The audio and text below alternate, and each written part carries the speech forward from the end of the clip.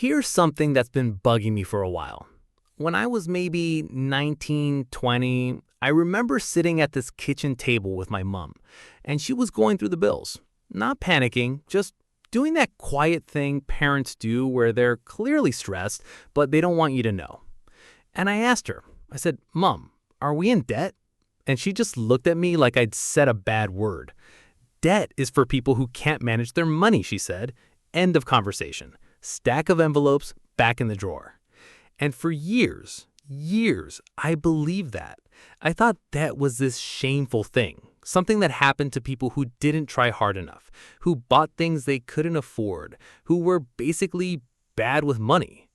So imagine how confused I was when I found out that the people I admired most, the ones with the real estate portfolios, the business empires, the passive income, were drowning in debt. On purpose, by choice, and getting richer because of it. Okay, so let me just say the quiet part loud first. Rich people love debt, like they genuinely enjoy using it. And the reason that sounds insane is because we were taught debt is the enemy. You borrow money, you pay it back with interest, you lose. That's the story. That's what every school, every parent, every be responsible with money conversation hammered into us. But here's what they didn't tell you. There are two types of debt, and they behave completely differently.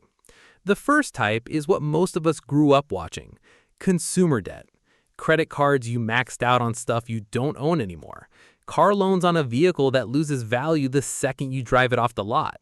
Buy now, pay later on a jacket. This debt takes money out of your pocket every month. And in return, it gives you nothing that grows, nothing that earns, just the thing, and then the bill for the thing, and then interest on top of the bill. The second type, this is what rich people use, is what some people call productive debt or leverage debt. The kind where you borrow money specifically to buy something that generates income or increases in value. And here's the key part.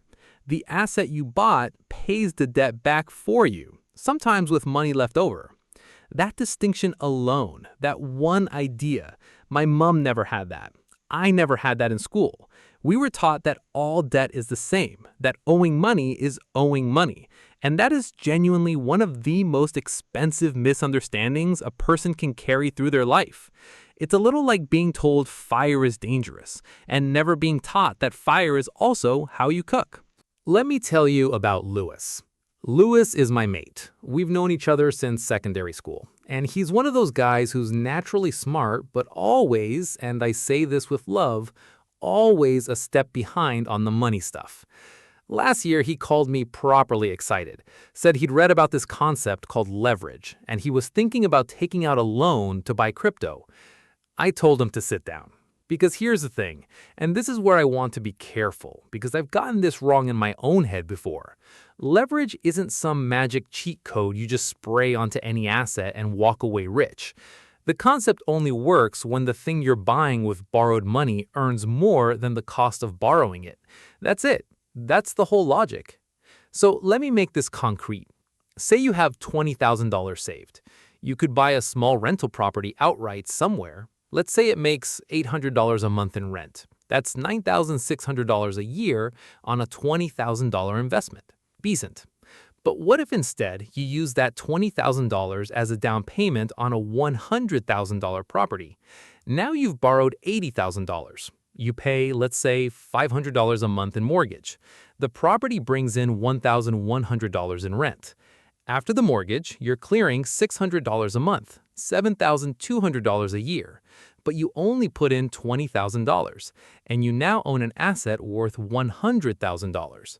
The bank's money is doing the work. The tenant is paying the debt, and you're sitting with equity that grows as the property grows. That's leverage. That's the actual thing. And Louis? To his credit, he listened. He didn't buy the crypto. He started looking at property instead.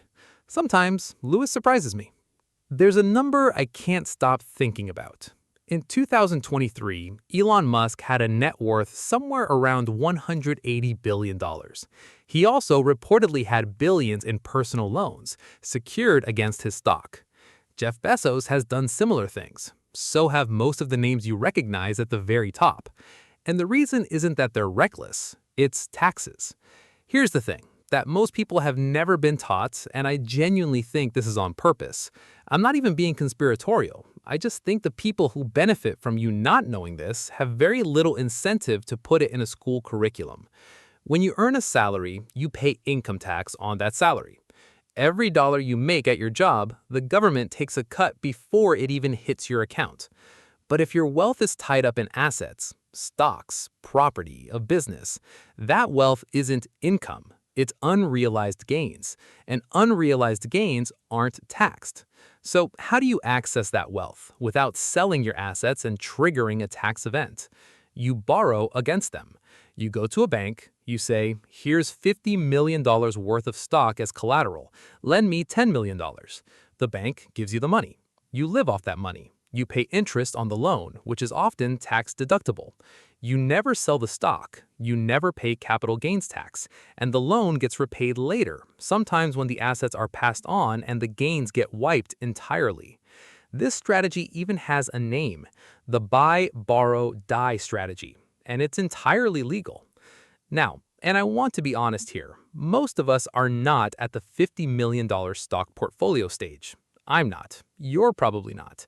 But the principle doesn't only apply at the billionaire level. The idea that debt can be a financial tool rather than a punishment, that's available to regular people too, just at a smaller scale. Okay, small tangent, bear with me. My dad used to make this thing, a slow-cooked stew, right? And I asked him once why he didn't just turn the heat up so it'd be done faster. And he looked at me like I'd suggested something offensive.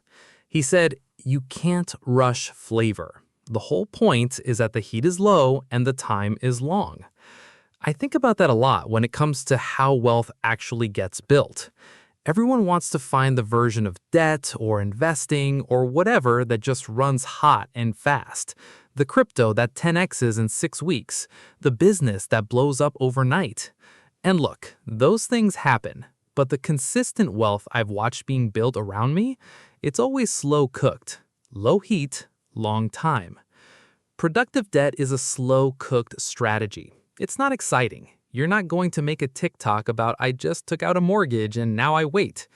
But in 15 years, the person who borrowed responsibly to own an asset is going to look very different from the person who avoided all debt and just saved cash. Okay, back to it. So what does this actually look like for someone who isn't already wealthy? This is the part I want to get right, because I've seen people hear the rich use debt thing and go completely off the rails with it. Lewis almost did. I've almost done it myself, honestly. I went through a phase where I thought every dollar of debt was somehow strategic. It wasn't. Some of it was just me rationalizing a purchase I wanted to make. So let me be straight. Productive debt has conditions. The asset you're borrowing to buy needs to generate income, appreciate in value, or both. The return needs to exceed the cost of borrowing, and you need a plan for what happens if the income stops temporarily. A safety net, a buffer, something. With that said, here's what this actually looks like in real life for regular people. Real estate is the most classic version. You borrow to buy a property, you rent it out, the rental income covers the mortgage, and over time, the property goes up in value. You didn't need to have $200,000 sitting in a bank account. You needed a down payment and a good enough credit history to get a loan. Business debt is another one. A small business owner who takes out a loan to buy equipment that lets them service 10 more clients a month, if those clients bring in more than the loan repayment, that's productive debt. The borrowed money created capacity. The capacity created income.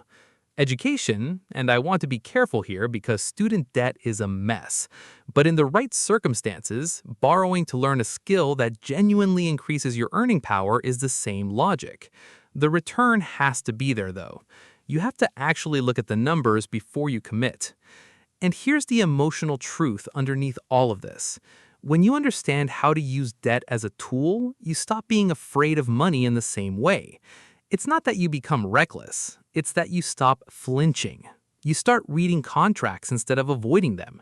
You start asking questions your parents never knew to ask. That shift is quieter than it sounds, but it changes everything. I want to go back to Lewis for a second, because he said something to me once that I actually had to sit with. We were talking about all of this. I was explaining the whole leverage concept, getting a bit animated about it the way I do, and he just went quiet for a moment and then said, "But isn't this how people lose everything too?" And honestly, he wasn't wrong. I had been so excited about the tool that I'd undersold the risk, which I don't think is fair to do to anyone. Leverage works in both directions. If you borrow to buy an asset and that asset loses value, you still owe the money. The bank doesn't care that the market dipped. The mortgage doesn't pause because the rental market softened. The debt is real and fixed, even when everything else gets uncertain. People lost homes in 2008 partly because of this. They borrowed against property that they assumed would always go up. And when it didn't, when it crashed hard, the debt stayed, the asset cratered, and the gap between those two things destroyed people financially. So the version of this I'm describing isn't borrow money and don't worry about it. It's borrow money intentionally, conservatively, with a clear understanding of what happens in the bad scenario, not just the good one. The rich who do this well aren't reckless. They're just educated on risk in a way most of us never got the chance to be. There's a phrase I've heard rich people use that used to annoy me. Other people's money. They say it almost lovingly. The key is to use other people's money. And for a long time, I thought it sounded arrogant, like a smug club line. But that's literally what a mortgage is. That's what a business loan is. That's what a line of credit against your investments is. You're using money that isn't yours to create something that grows, and then you pay back the loan from the growth. It's not arrogance. It's just a concept that was available to them and not explained to us. And I think that's the part that gets me most. This isn't secret knowledge that requires a finance degree. The mechanics of this are not complicated. What made it unavailable to most people wasn't intelligence. It wasn't effort. It was access to the conversation, to someone explaining it, to a household where money was talked about openly instead of stuffed in a drawer. My mom wasn't wrong that bad debt ruins people. She just never got to see the other side of it. So here's what I'd actually suggest, practically, if you're starting from zero on this.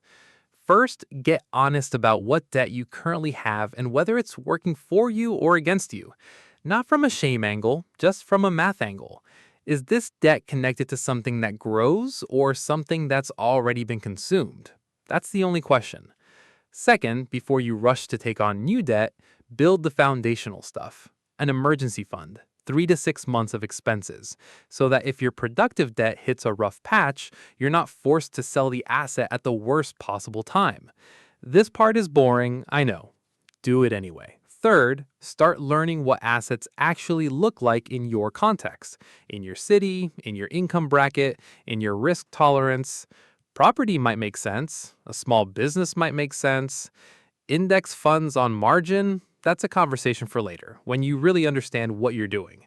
But start looking, start running numbers on actual things instead of theoretical ones.